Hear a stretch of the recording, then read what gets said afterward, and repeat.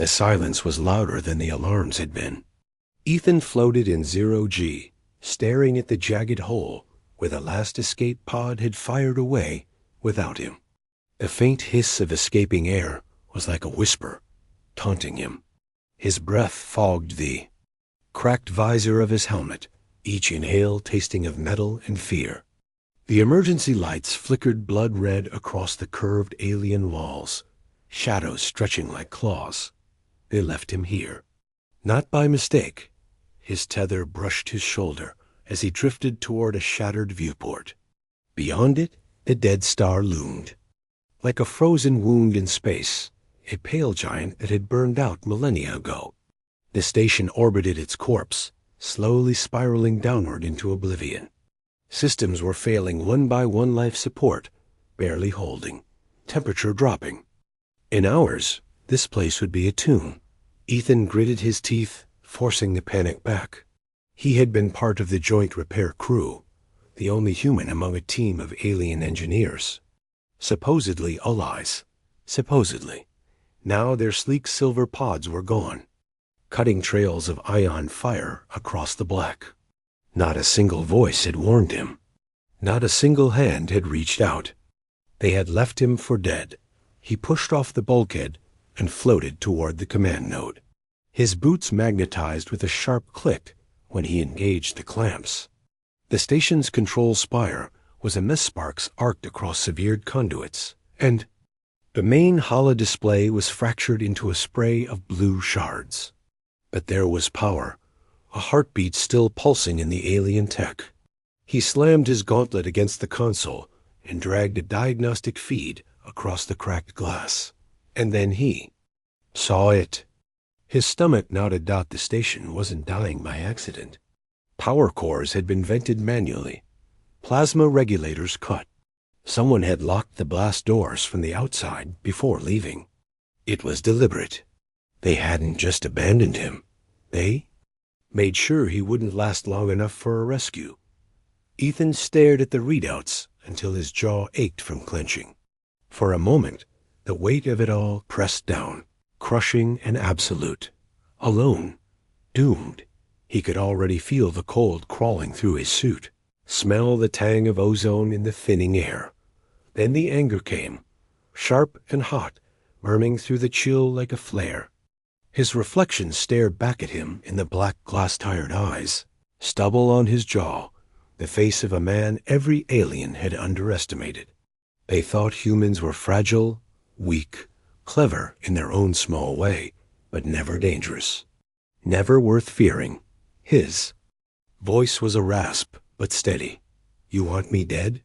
He slammed his fist into the console, sparks leaping.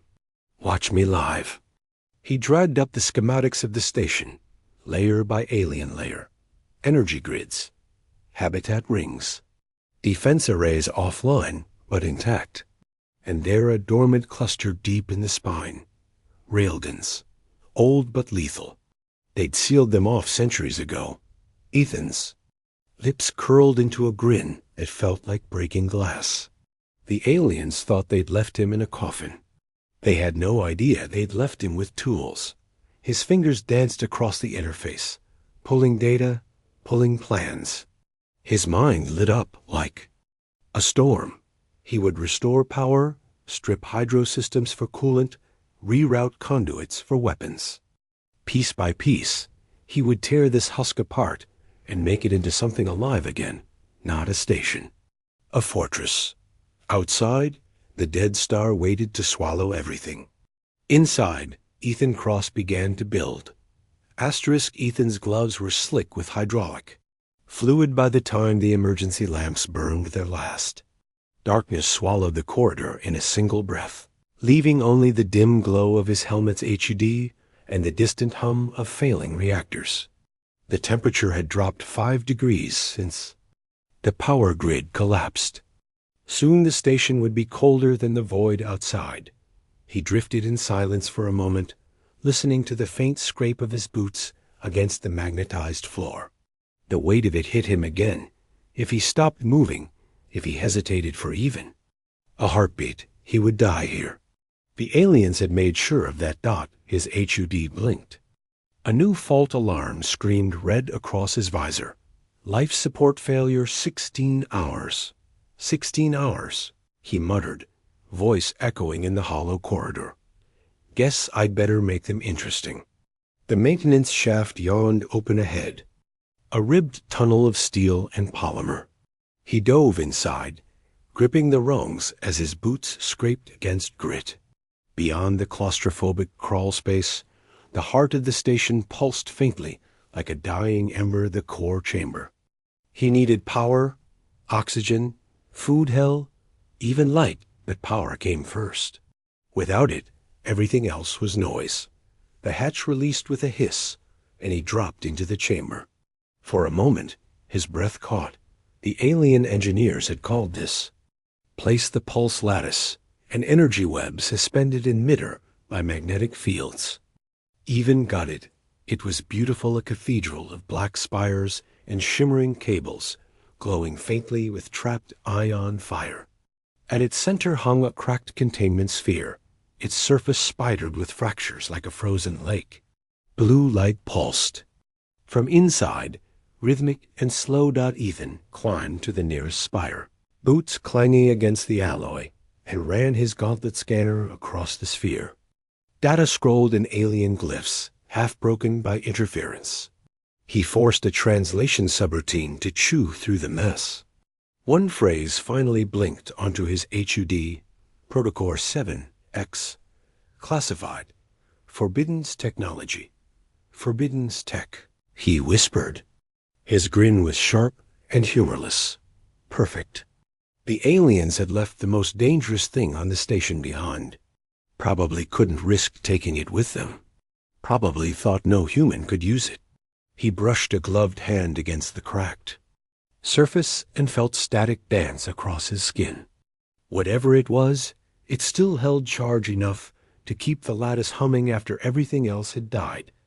Enough to keep him alive. He set to work.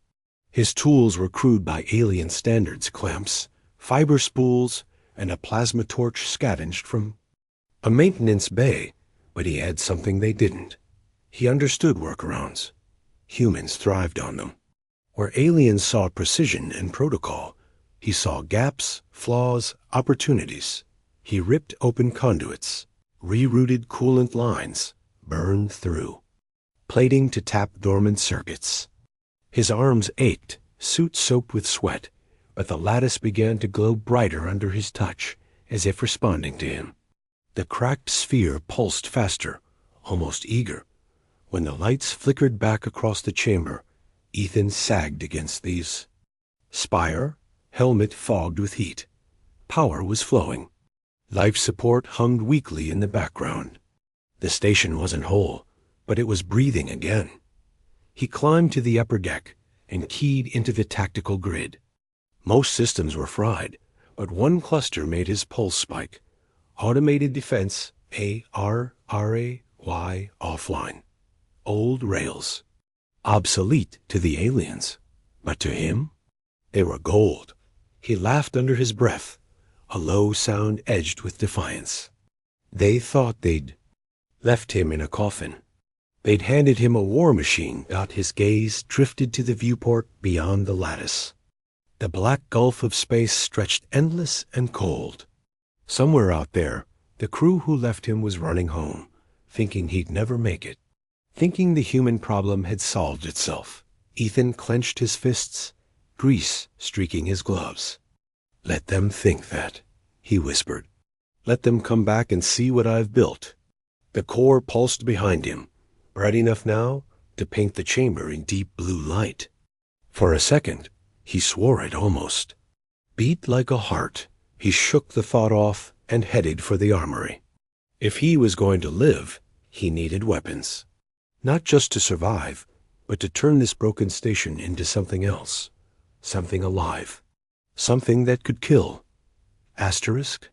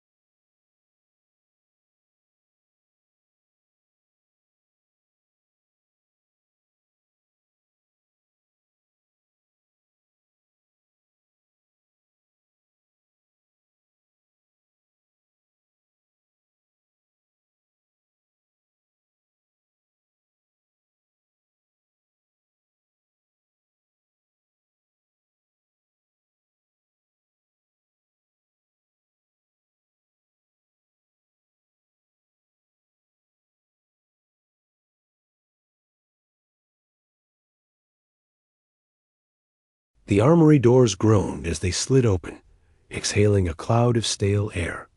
Ethan stepped inside and froze. Racks of alien weapons stood in neat rows, their chrome surfaces dulled by dust and neglect. Plasma rifles, anti-grav grenades, modular. Armor the kind of tech humanity would kill to reverse engineer sat, waiting for hands that would never return. He ran a hand along the nearest rifle, its grip too smooth, too elegant for human fingers. Beautiful, he murmured, but useless without power cells. A quick check confirmed what he feared. Every cell had been drained before they left. Of course they had. The aliens weren't careless. They were thorough.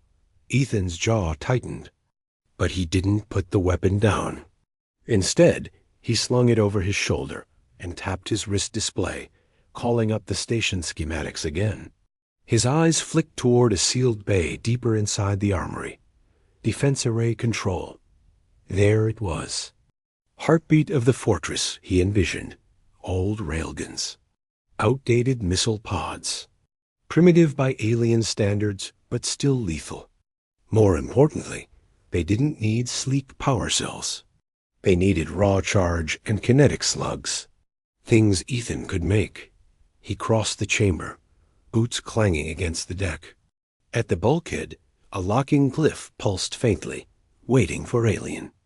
DNA input. Ethan stared at it for a beat, then unhooked his plasma cutter. Sparks showered the air as the blade chewed through alloy dot minutes bled into hours. The temperature was dropping again. His suit sensors blinked warnings about stress fatigue. In his muscles, dehydration. But he didn't stop. When the final layer gave way, the doors slid open with a low rumble. The control room beyond was a graveyard of dead systems, consoles dark, cables dangling like vines. Ethan stepped inside and exhaled slowly. This was it. His battlefield. He keyed into the manual interface, overriding alien protocols line by line. Glyphs scrolled like ghosts across the cracked display until they gave way to something he understood. Activation codes. One by one, railguns hummed online, their deep. Vibration reverberating through the station's bones. Ammunition racks were empty, but that was fine. He could improvise. Humans always improvised. As the grid came alive, a soft chime broke the silence. A voice, calm and distinctly feminine, whispered in accented English. User detected. Identity. Unknown. Station command functions unlocked. Ethan stiffened, scanning the shadows. Who's there? I am Iris, the voice replied, warm and precise. Station Intelligence Core, you have assumed control. For a heartbeat, he just stared at the ceiling, then let out a short laugh. Well, Iris, he said, wiping sweat from his brow. Looks like it's just you and me. Not just us, she said, and her tone sharpened, almost amused. Threat signatures detected. 17 ships inbound. Estimated arrival, 63 hours. Ethan's breath hitched, then steadied. His reflection glimmered faintly in the dead screens, blue light from the protocore flickering across his face. 17 ships. Raiders, maybe. Or worse. He glanced back toward the schematics, his fortress in skeletal form, waiting to be born. The thought of running didn't even cross his mind. This wasn't about survival anymore. It was about making. A point so sharp the galaxy would bleed on it. He reached for the alien rifle and slung it tight. His voice was a low growl. 63 hours, he said. Then let's make this place a nightmare. Behind him, the protocore pulsed again, brighter now, steady and strong. Almost like approval. Ethan didn't notice the faint blue glow, creeping into his own irises. Asterisk, the first sign of them came as a ripple. On the sensors, a faint echo across the void, like a shark's fin raking still water. Ethan stood in the command spire, arms braced on the console, eyes locked on the incoming signals. 17 ships. The projection ghosted across the cracked display. Lean hulls, raider signatures, heap blooming like fangs in the dark. There. Early, he muttered. His throat was dry, every breath tasting like recycled air and iron. Guess they couldn't wait to loot the grave. Estimated time to contact, 20 minutes, Iris said, her voice calm, almost soothing. A strange comfort in the dark. Defense grid is active. Rail systems charged. Ammunition insufficient. Ethan glanced at the schematic glowing in cold blue light, a skeletal map of his fortress in the making. Weeks ago, hell, even 3 days ago, he'd have felt panic gnawing through him. Now, his pulse was steady, a cold drumbeat beneath his. Skin. Doesn't matter, he said, voice low, determined. They're about to find out what desperation looks like. He turned and strode down the spine corridor, boots magnetized to the deck as alarms pulsed in rhythmic red. Along the walls, jury-rigged weapon mounts hissed steam, gears locking into place.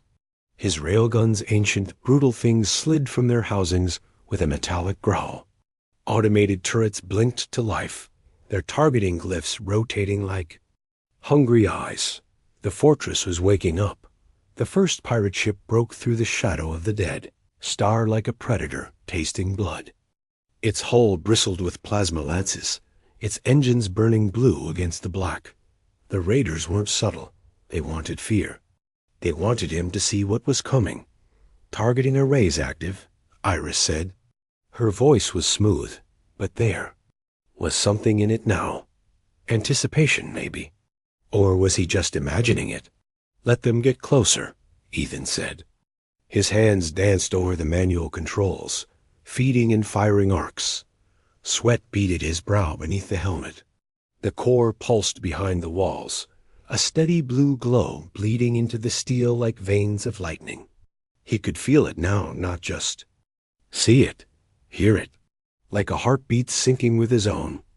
When the first railgun fired, the sound shook the station's bones. A kinetic slug screamed into the void, trailing sparks of molten metal as it punched through the lead raider's shield and cored the ship clean in two. Direct hit, Iris said, tone flat but edged with something sharp. Hull breach. Enemy. Craft destroyed. The raider fleet reacted too fast for comfort. Plasma fire rained down on the station, carving molten scars into its skin. Explosions rippled through the outer ring, sending shudders through the decks. Ethan gritted. His teeth and locked down the gravity trap's magnetic field surged like invisible jaws. The second wave of ships jerked violently as their engines snarled, momentum twisting against them. Ethan slammed the command glyph. Now, he hissed. The hydroponics bay erupted in fire. Improvised warheads, oxygen canisters packed with alloy. Shards detonated in a blossom of shrapnel and vacuum. Raider hulls shredded like paper. Bodies tumbled into the void, limp and frozen. Ethan laughed then, short and harsh, the sound torn from his chest like a challenge hurled into the dark. For the first time since they left him, he felt something raw, something fierce. Not survival. Power. 7 ships neutralized, Iris reported. 4 withdrawing. 6 continuing assault. Good, Ethan growled, eyes gleaming with the light of the core. Let them come closer. The railguns thundered again, but he wasn't watching the guns now. His hands hovered over the secondary console, the one connected to the protocore. He shouldn't use it. He didn't even know what it was fully capable of. But then again, they didn't know what he was capable of either. The enemy flagship loomed large on the scanner, a beast of metal and fury. Plasma lances warmed to full charge, bright enough to blind sensors. Ethan felt his teeth grit hard enough to hurt. Iris, he said, voice low and even. Root emergency power from the lattice. All of it. There was a pause. When she spoke again, her voice was different, softer, almost intimate. "This will change you, Ethan." His hand closed on the manual override, knuckles white. "Then let it." He slammed the switch. The lights died for a fraction of a second, plunging the station into black. Then the core roared. Blue fire blazed through every conduit, racing like lightning veins across the metal skin of the station. Gravity spiked. Shields flared. The Raider flagship's plasma lance fired too late. The station answered dot from its spine, erupted a blast of energy, so violent it ripped the void apart. A wave that tore through enemy shields like tissue and split hulls in blinding arcs. When the glare faded, the flagship was gone. Nothing but slag and frozen vapor dot. Ethan stood motionless in the blue-lit chamber, chest heaving. The glow from the core crawled along the walls, dancing across his armor and his skin. His reflection in the console showed a stranger's eyes shot through with cold, luminous blue. "Iris," he whispered, voice ragged. "Status. Threat eliminated," she said. "But Ethan, so are your limits?" The hum of the core was louder now, like a pulse under his ribs. He didn't flinch. Instead, he smiled. A sharp, feral smile that belonged to someone who wasn't just trying to live anymore. "Good," he said softly, "because we've only just started."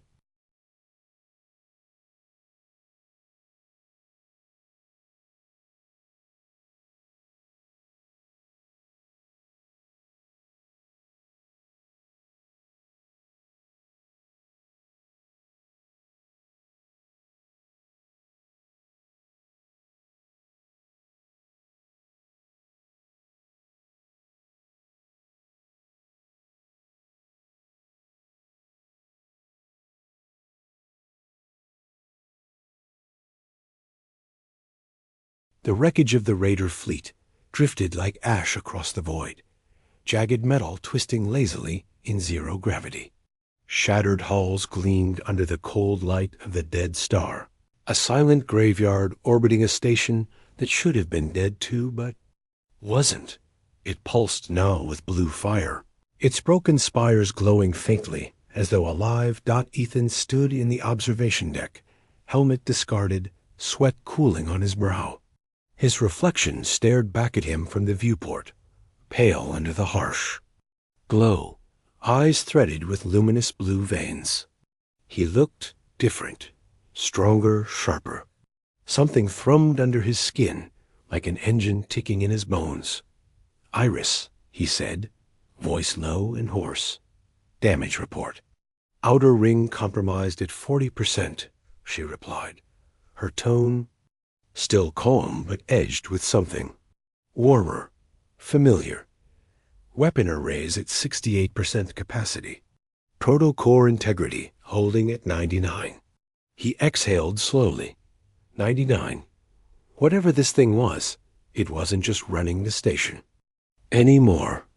It was running through him. Before he could speak again, the console flared red.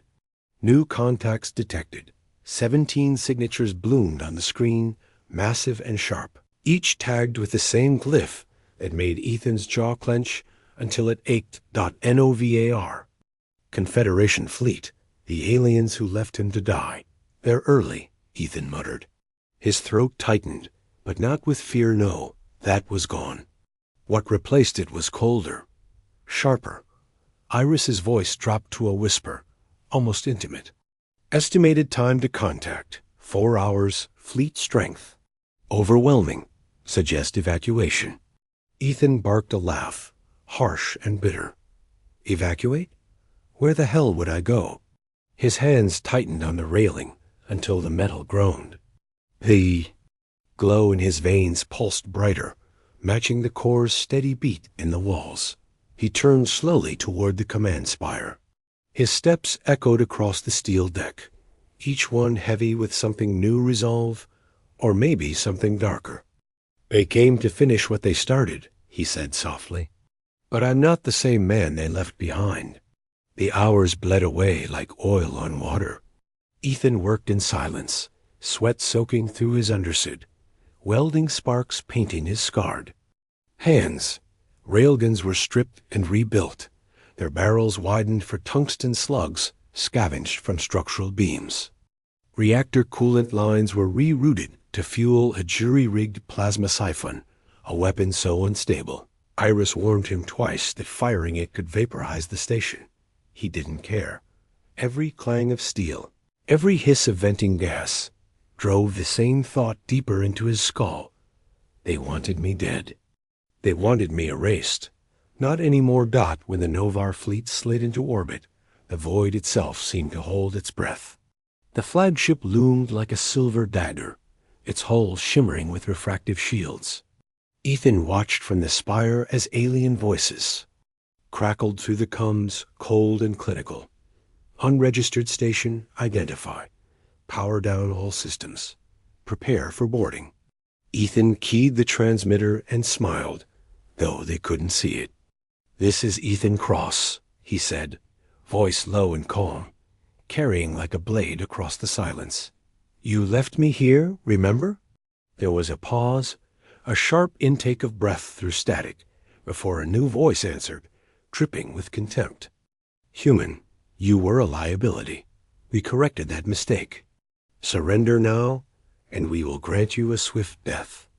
Ethan laughed. The sound echoed through the spire like breaking glass. "Swift death?" he said, eyes burning with blue fire. "You should have finished the job when you had the chance." He killed the channel and turned to Iris, ready weapons. "All arrays online," she whispered, and now there was no mistaking the warmth in her voice. "Ethan, this choice will define you." He stared out at the fleet, their sleek ships gleaming like knives under the dead star. For one fragile heartbeat, a shadow of doubt flickered in him. He could run. He could cut power, hide, live. But then the memory hit the escape pods firing away, leaving him choking on smoke and betrayal. That moment had killed the man he used to be. He clenched his fists. "I'm done surviving, Iris," he said. His voice was ice. "Now we make history." The station shuddered as power roared through its bones. Blue fire crawled along the walls, thrumming like a heartbeat. Ethan felt it in his veins, in his skull, in the space where fear used to live. The protocore wasn't just a machine anymore. It was part of him. "Let's show them," he whispered, eyes burning bright as the first barrage screamed from the rails. Asterisk, the void burned with light and fire. Plasma lances carved arcs through the black, slicing against the fortress's shields. Each hit made the station shudder like a living thing, metal groaning, sparks spraying from ruptured conduits. Ethan stood in the command spire, feet braced, eyes fixed on the tactical display. His hands danced across the controls, movements too. Fast, too precise, almost inhuman. The protocore's glow filled the chamber, painting him in blue fire. Veins of light crawled beneath his skin, threading up his arms and across his neck, pulsing with every heartbeat. Outer ring compromised. "Shield lattice down to 20%, Iris warned, her voice calm, but underneath something else. Urgency. Fear? No, not fear. Concern for him. "Route backup power from hydro systems," Ethan snapped, his voice hoarse, each word ragged but sharp. "Double up the gravity traps. Pull them in close." "Ethan," Iris said softly, almost pleading, "you can't hold them all. There are too many." Ethan looked up, eyes glowing with cold fire. "I'm not holding them, Iris." His lips curled into a grin, feral and relentless. "I'm ending them." The Novar fleet surged forward like a silver tide, shields flaring, hulls gleaming under the pale light of the dead star. On the flagship's bridge, commanders watched with clinical detachment as their barrage tore at the station's failing shields. "Prepare for boarding." One ordered, his voice cold as steel. "We will take the core intact." They didn't know. Couldn't know. Inside the station, the protocore pulsed like a living heart. Ethan staggered as another blast rocked the hull, sending a cascade of sparks across the spire. His hands clutched the console, but his mind was already drifting. Threads of alien code and human instinct tangled and fused, running. Down his spine like liquid fire, he felt the station breathe. Felt the hum of its rails like tendons tightening, the thrum of reactors like blood pounding in his ears. It wasn't metal anymore. It was muscle, nerve, bone, and he was inside it. No, he wasn't. Iris, he whispered, voice almost breaking. Link me. Ethan, if I do this, there's no coming back. Her voice trembled now, as if she understood what it meant for both of them. His hands hovered over the manual key, fingers shaking. Then they curled into fists. Do it. The world dissolved in light. Pain tore through him. White-hot, pure, endless, but beneath it came a flood. Power roared into his mind like a tidal wave, drowning the last barriers of flesh and bone. Circuits whispered, metal sang, and suddenly the station's senses opened wide. Every deck, every weapon, every rivet. He was everywhere dot, and he was hungry. The Novar flagship loomed close now, its lenses flaring, ready for the kill. Then the station moved, not moved. With a shriek of tearing void, its spines unfolded like the ribs of some sleeping beast. Blue fire cascaded across its skin as energy rippled outward in a halo of light. Gravity surged, warping space until enemy ships groaned and buckled under impossible weight. Railguns roared in a deafening symphony. Slugs punched through hulls like paper. Improvised plasma siphons spat lances that burned fleets to slag. Ethan, no. The fortress laughed in the silence of space, his voice echoing through every channel, raw and jagged. You should have left me dead. The Novar fleet shattered. Ships spun out of formation, rupturing in blossoms of molten metal and frozen bodies.